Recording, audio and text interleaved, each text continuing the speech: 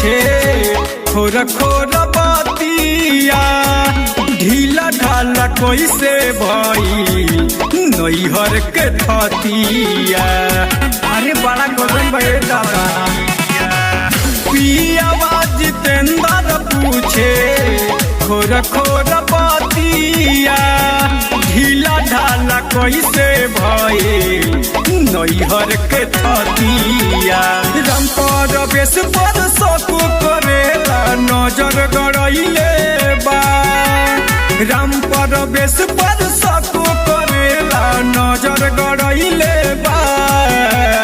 पूछता शादी के पहिले कवन कवन कैले बा।